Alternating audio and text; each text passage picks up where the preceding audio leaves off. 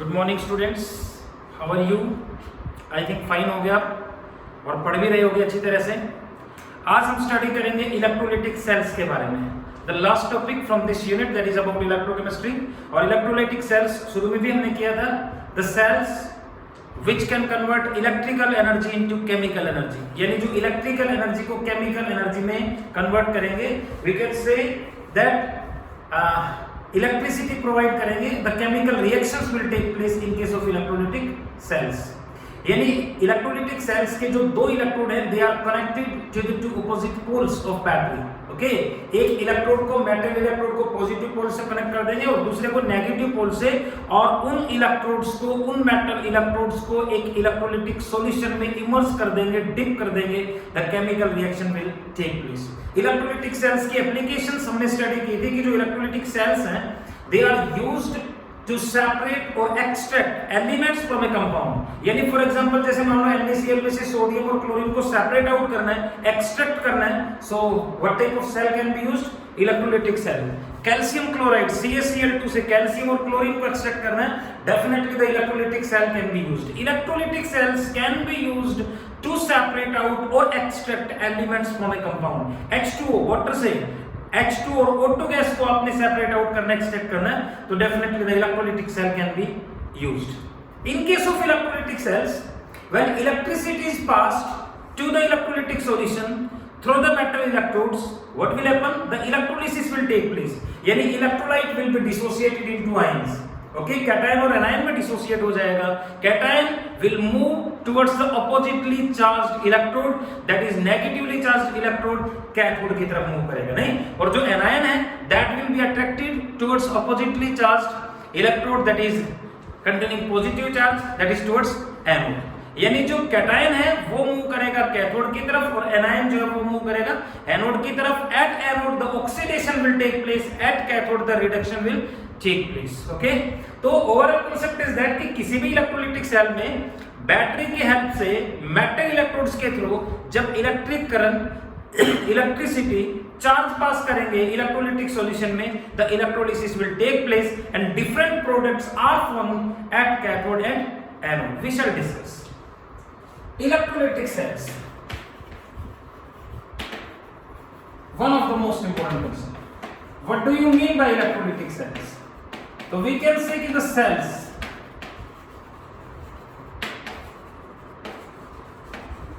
which can convert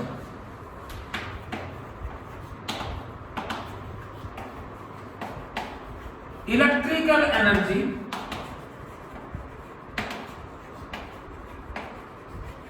into chemical energy।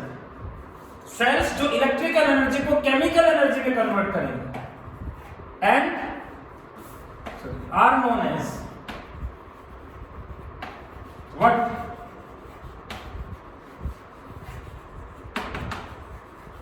Electrolytic cells। The cells which can convert electrical energy into chemical energy, they are known as what? Electrolytic cells। So we can say in case of electrolytic cells,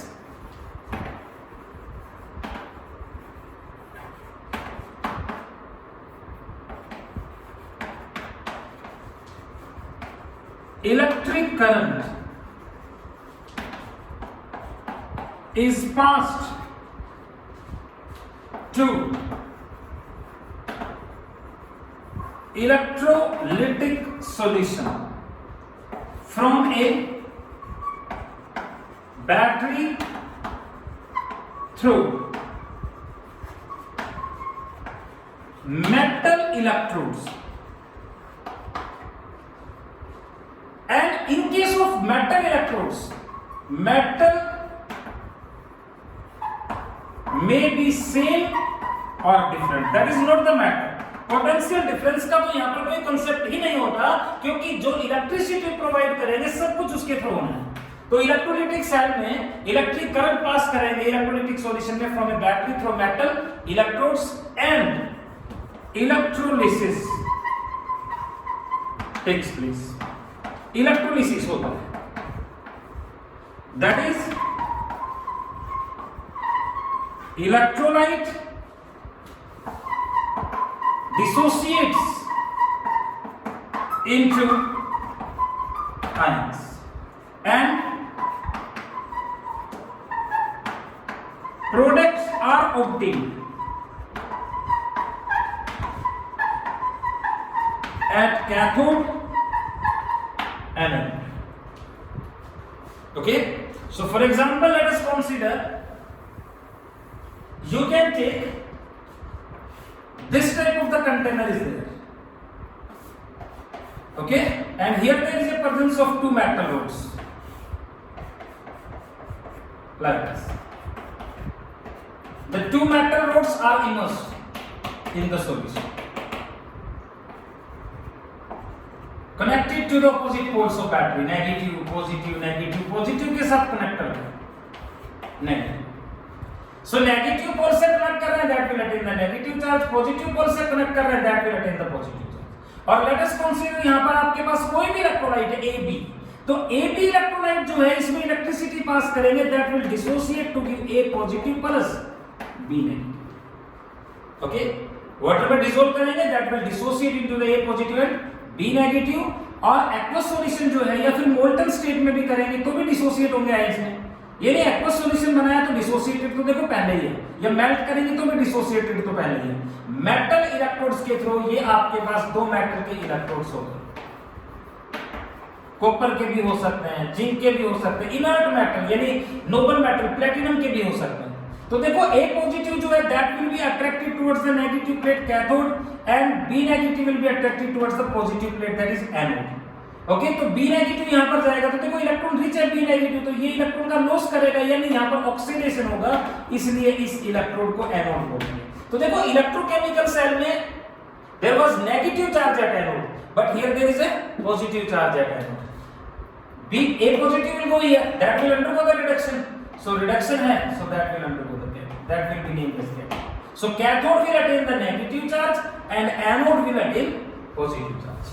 तो कोई भी electrolyte dissolve करेंगे definitely that will be dissociated into ions and ions will move towards oppositely charged electrode. ये मैं general सा example ले रहा हूं। ओके, तो फॉर एग्जांपल अब रिएक्शंस स्टडी करें इलेक्ट्रोलाइटिक सेल में, so what will happen at anode, तो एनोड का मतलब तो वो इलेक्ट्रोड जहां पर ऑक्सीडेशन होता है, तो डेफिनेटली एनोड के ऊपर तो ऑक्सीडेशन ही होगा, यानी A positive in aqueous solution will gain the electron and there will be the formation of A solid that will be deposited at anode.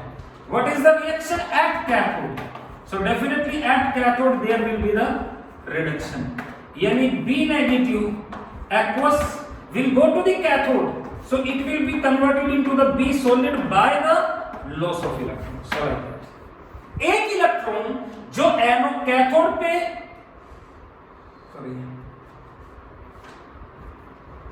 एक मिनट प्लीज चेंज करवा दे, उल्टा कर दिया नहीं। Definitely at anode there will be oxidation, sorry ना change करेंगे, anode पे तो ऑक्सीडेशन होगा, तो ऑक्सीडेशन कौन गया एनोड पे, देखिए बी नेगेटिव गया नहीं, so B negative aqueous is going to anode and definitely that will undergo the oxidation yani B solid and there will be the loss of electron. Okay, oxidation B negative, तो B का deposition होता है anode के ऊपर, negative will be attracted towards the positive plate, देखो यही किया हमने। Second at cathode, so at cathode there will be the reduction, तो कैथोड पे कौन गया A पॉजिटिव, तो डेफिनेटली A पॉजिटिव जो एक्वस स्टेट में है that will gain the electron at the cathode and will be converted into the A solid. So that is the fact. यदि B ने जो इलेक्ट्रॉन लूज किया है वो A पॉजिटिव गेन कर रहा है, तो यहाँ पे जो B नेगेटिव गया है तो डेफिनेटली यहाँ पर B डिपॉजिट होगा, तो एक इलेक्ट्रॉन का जो लॉस हो रहा है तो इसके थ्रू यहाँ पर ट्रांसफर कर जाएगा, तो यहाँ पर A डिपॉजिट हो गया और यहाँ पर B, तो देखो A B में से A और B को सेपरेट आउट कर दिया।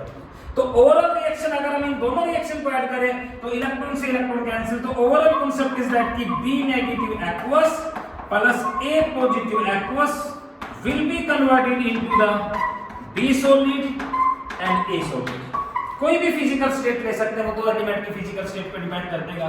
जैसे मान लो हाइड्रोजन होता तो H2 गैस बनता, Cl2 होता तो Cl2 गैस बनता, सोडियम होता तो फिर सोडियम सॉलिड बनेगा। तो फिर वो तो कौन सी फिजिकल, यूं नहीं कि हमेशा सॉलिड ही बनेगा, वो तो डिपेंड करता है कि किसी एलिमेंट की फिजिकल स्टेट क्या है उसके अकॉर्डिंग। मैंने तो जस्ट एक एग्जांपल ले लिया सॉलिड का, ठीक है। तो A और B सेपरेट आउट हो गए। देखो अब बात यह है कि कितने इलेक्ट्रॉन्स का ट्रांसफर कर रहा है एनोड से कैथोड पे। एक इलेक्ट्रॉन का इसने लॉस किया तो ये एक इलेक्ट्रॉन गेन कर रहा है, यानी यहां से A पॉजिटिव है ना ये, तो डेफिनेटली B नेगेटिव से एक इलेक्ट्रॉन A पॉजिटिव के ऊपर ट्रांसफर कर रहा है।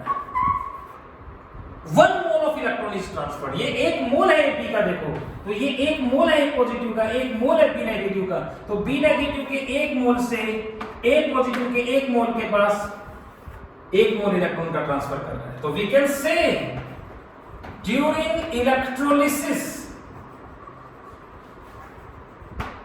इलेक्ट्रॉन्स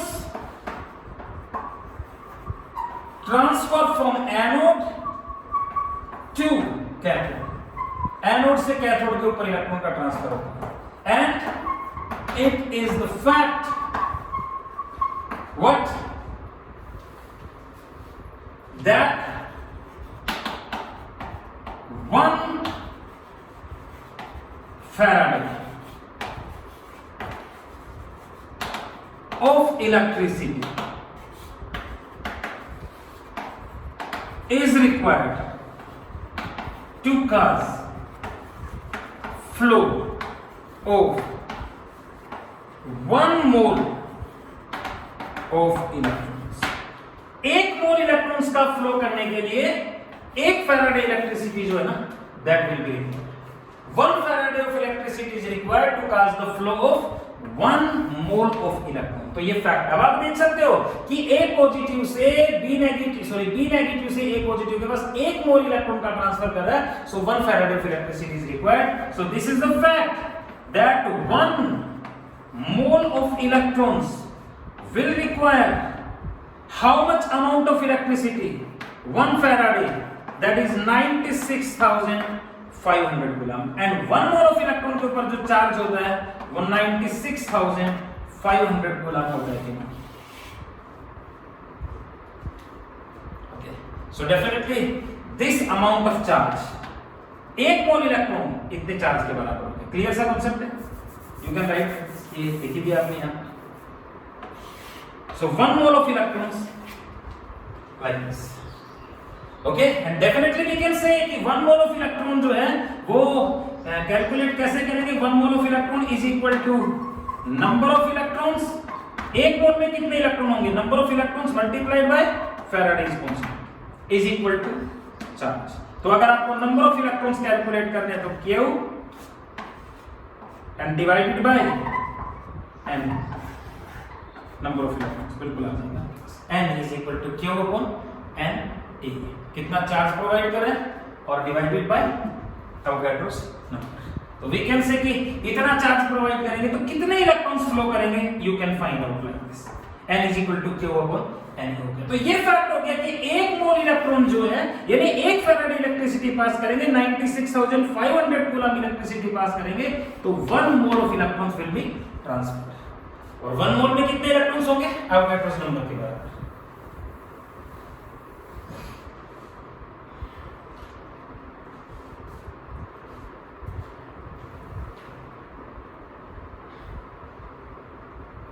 ठीक है भाई, so like that.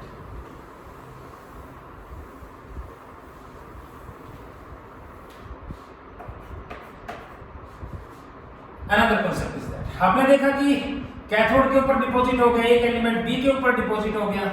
We can say another concept is also there, 1 Faraday of electricity is passed to aqueous or molten solution of electrolyte। aqueous और molten solution of electrolyte जो है उसमें अगर हम 1 फैराडे इलेक्ट्रिसिटी पास करेंगे, what will happen? The amount of a substance और we can say element, किसी भी एलिमेंट की अमाउंट कितनी, equal to its gram equivalent weight is deposited. उतनी अमाउंट डिपॉजिट होती है जितना एलिमेंट का ग्राम इक्विवेलेंट वेट होता है। यानी वी कैन से कि 1 faraday of electricity will be equal to gram equivalent weight. ये fact, so you must remember this two factors कि 1 फैराडे इलेक्ट्रिसिटी से कितने इलेक्ट्रॉन्स का ट्रांसफर होता है, 1 मोल ऑफ इलेक्ट्रॉन्स का ट्रांसफर। यानी Avogadro's number 6.023 into 10 to the power 23 electrons का ट्रांसफर होता है। 1 फैराडे से इतने इलेक्ट्रॉन का ट्रांसफर होता है, तो फिर देख सकते हैं। And definitely another concept is that कि 1 फैराडे से वेट कितना डिपॉजिट होगा, जितना एलिमेंट का ग्राम इक्विवेलेंट वेट होता है। कर सकते हैं, दैट्स वेरी सिंपल। सो जैसे for example let calcium chloride का मोल्टन सॉल्यूशन लेते हैं, तो कैल्शियम क्लोराइड को मेल्ट करेंगे तो definitely ionic bonds will undergo dissociate, Ca2 positive और 2Cl नेगेटिव बनेगा कि नहीं, just like that. Melt form में ये आयंस बन गए, तो डेफिनेटली पॉजिटिव चार्ज है यहां पे, और अगर पॉजिटिव चार्ज है तो बताओ ये कैथोड की तरफ अट्रैक्ट होगा कि नहीं, नेगेटिव चार्ज है तो बताओ एनोड की तरफ अट्रैक्ट होगा कि नहीं। सो डेफिनेटली एनोड के ऊपर जाएगा, that will undergo the oxidation, cathode के ऊपर जाएगा, that will undergo the reduction, it will lose the electron, then it will gain the electron. और एक Cl पे एक ही नेगेटिव है तो 2 पे 2 नेगेटिव हुआ, so definitely how many moles of electrons will be transferred, 2 moles of electrons will be transferred. यानी n की वैल्यू जो है वो 2 हो गई यहां पर, और सीधा सा कांसेप्ट है, अगर n 2 है, number of moles of electron अगर 2 है, तो देयरफॉर इलेक्ट्रिसिटी भी 2 फैराडे हो गई कि नहीं, और कूलम्स में लिखें तो 2 into 96,500। Is it clear? दूसरा फैक्टर, अब देखो कैल्शियम 2 पॉजिटिव का रिडक्शन होके कैल्शियम बन गया कि नहीं, 1 मोल कैल्शियम का बन रहा है, और ये 2Cl यानी Cl2 गैस बन गई। तो कैल्शियम क्लोराइड के मोल्टन सॉल्यूशन का इलेक्ट्रोलिसिस करेंगे तो कैथोड पे बनेगा कैल्शियम और एनोड पे डिपॉजिट, एनोड पे इवोल्व होगी Cl2 gas. Calcium will be deposited at cathode, Cl2 will be liberated at anode. अब देखो कैल्शियम का 1 मोल बन रहा है, और 1 मोल का वेट तो कितना हुआ, एटॉमिक वेट 40 ग्राम हो गया। तो ये फैक्ट है कि देखो 2 फैराडे इलेक्ट्रिसिटी पास कर रहे हैं तो 40 ग्राम, और 1 फैराडे इलेक्ट्रिसिटी पास करते तो 20 ग्राम, और 20 ग्राम ही तो इसका इक्विवेलेंट वेट होता है। तो ये तो फैक्ट होता है कि 1 फैराडे इलेक्ट्रिसिटी से किसी भी एलिमेंट का उतना ही वेट डिपॉजिट होगा जितना कि उसका इक्विवेलेंट वेट होता है। क्लियर सा कांसेप्ट अपने दिमाग में रखना है। और किसी भी एलिमेंट का इक्विवेलेंट वेट उसका एटॉमिक वेट और डिवाइडेड बाय वैलेंसी होता है। जिनकी वैलेंसी 1 है तो इक्विवेलेंट वेट और एटॉमिक वेट तो सेम ही हो गया। For example let us consider how much amount of aluminium will be deposited at cathode when 0.01 Faraday of electricity is passed to molten solution of Al2O3। Al2O3 alumina के molten solution में 0.01 Faraday electricity pass करेंगे तो कितना aluminium deposit होगा। तो आपको ये दिमाग में होना चाहिए कि भाई फैराडे के बीच में, चार्ज के बीच में और सब्सटेंस के अमाउंट के बीच में क्या रिलेशनशिप है। तो आपको पता है कि अगर हम 1 फैराडे इलेक्ट्रिसिटी पास करेंगे तो एल्यूमिनियम का कितना वेट डिपॉजिट होगा, जितना एल्यूमिनियम का ग्राम इक्विवेलेंट वेट होता है। तो आपको पता है कि एल्यूमिनियम का एटॉमिक वेट तो 27 होता है, एल्यूमिनियम की वैलेंसी 3 होती है, यहां पर भी क्लियर है, पॉजिटिव चार्ज प्लस 3 आएगा तो 9 ग्राम एल्यूमिनियम डिपॉजिट होगा। आ रहा है समझ में? तो ये अपने दिमाग में रखिए कि 1 Faraday will deposit the weight of element equal to its gram equivalent weight. तो 1 फैराडे से इतना, तो फिर कर लोगे यार आपको, तो 0.01 से कितना, तो 9 into 0.01। That's very very simple. Concept दिमाग में क्लियर होने चाहिए बस।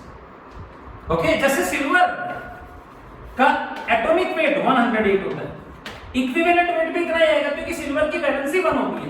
जैसे सिल्वर नाइट्रेट का सॉल्यूशन है आपके पास, ओके, तो सिल्वर नाइट्रेट का जो मोल्टन सॉल्यूशन है वी कैन से, जैसे एक्वस ही ले ले मान लो, तो aqueous solution of silver nitrate में कितनी इलेक्ट्रिसिटी पास करें, how much amount of electricity should be passed to aqueous AgNO3. Why? To deposit 2.16 gram of silver.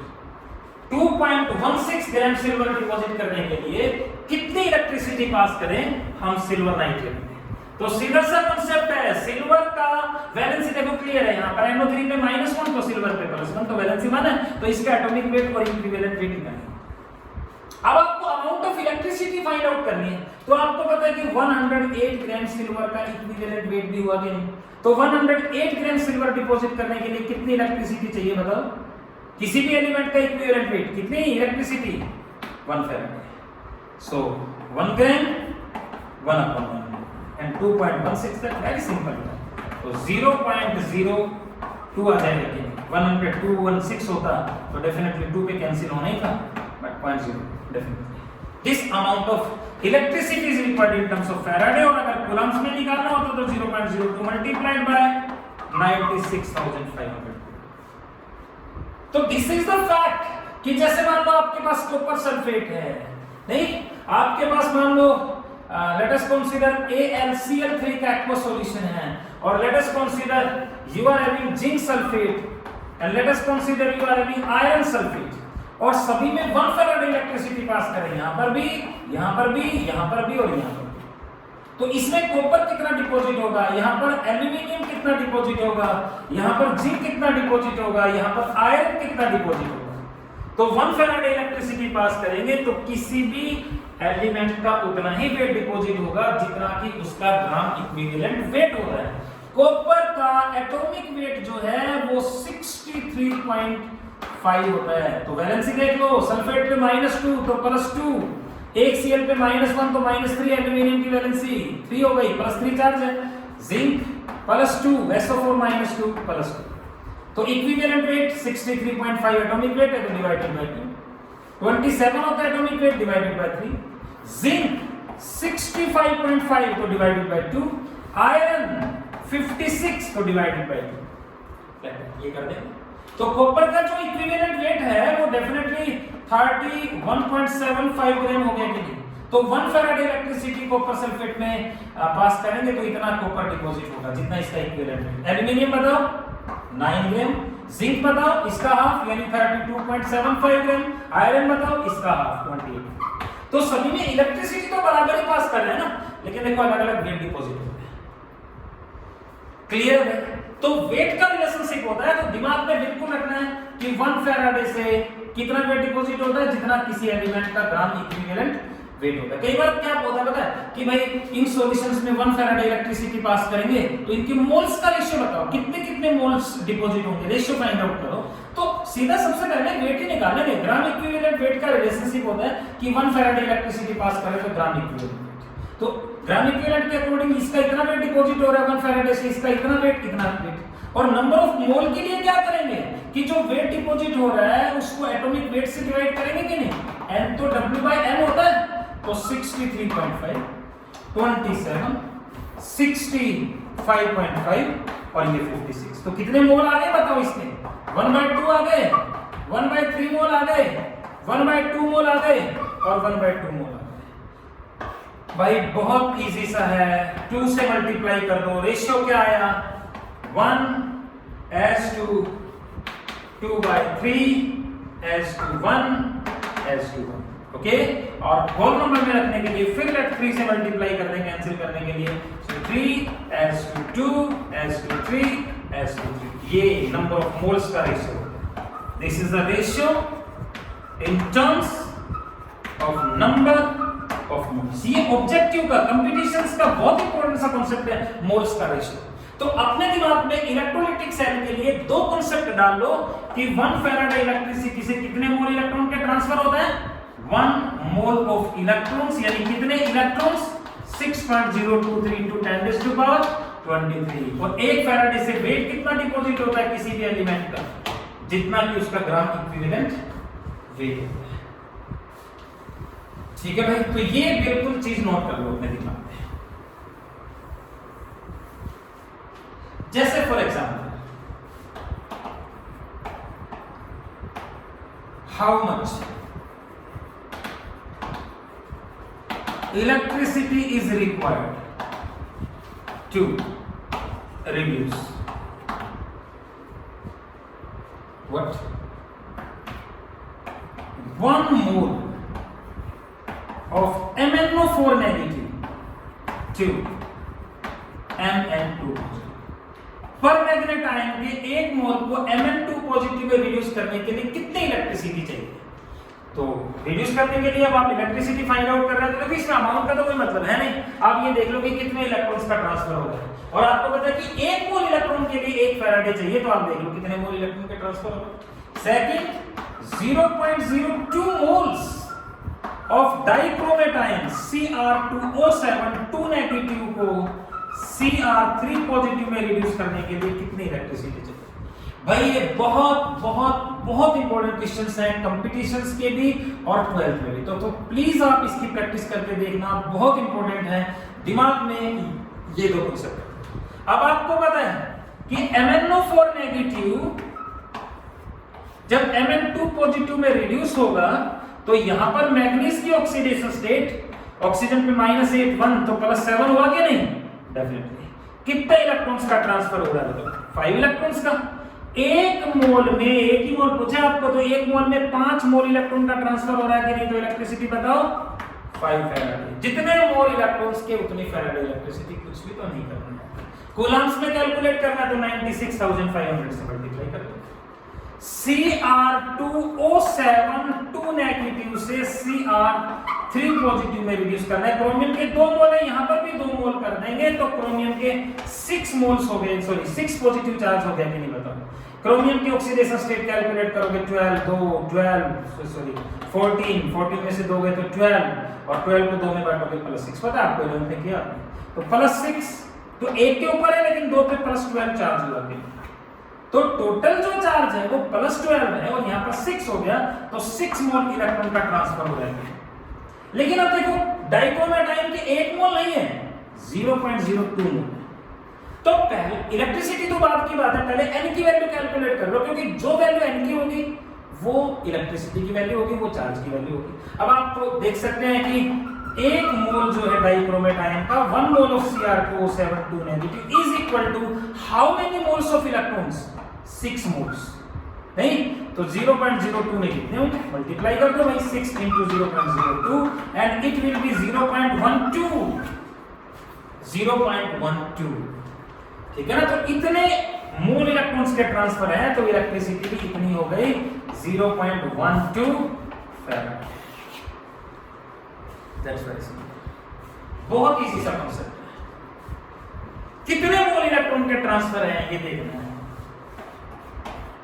90 gram H2O, 90 gram water का इलेक्ट्रोलिसिस करने के लिए कितनी इलेक्ट्रिसिटी चाहिए, how much amount of electricity is required to cause the electrolysis of 1 mole of water।